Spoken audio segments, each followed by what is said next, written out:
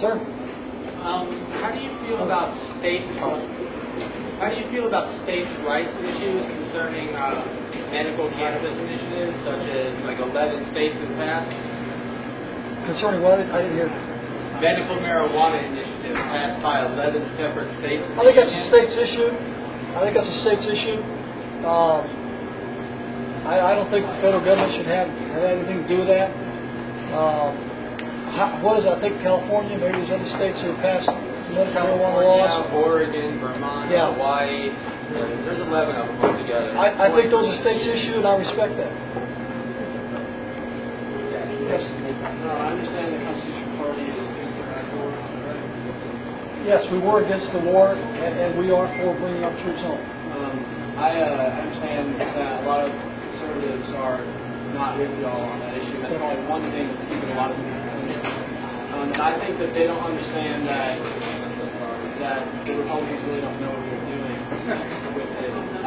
Particularly, I'm thinking of two clips that I think would be useful. I wanted to use in the commercial. There was one where Senator McCain, I don't know if anyone saw this, Senator McCain was talking to the press and he said, we know that Al-Qaeda is receiving training from Iran and is getting weapons to aid. And then Senator Lieberman came up and said, what you meant to say was that Iran is training extremists. Because Iran would never train Al-Qaeda. Al-Qaeda is Sunni, and Iran is Shia. And then later he was at another press conference with General Petraeus, and he said Al-Qaeda is no longer just a Sunni sect or Shia sect or whatever sect they are. He doesn't even know that Al-Qaeda, he doesn't even know what side of the battle Al-Qaeda in Iraq is on. And he's demonstrated that. His biggest asset is foreign policy. So if that's his biggest asset, he has no idea what he's talking about. He's demonstrated that. I think more Republicans, more conservatives can see that. Well, I think the problem is that conservative Republicans over the last several years have fallen victim to a false perception of what a strong national defense is all about. Somehow or another, a strong national defense has morphed into wars of aggression, into preemptive war, into what we have seen take place in Iraq. Somehow or another, we've got to get back to Washington, and to Jefferson, to the Founding Fathers. Amen. Free trade with all, entangling alliances with none.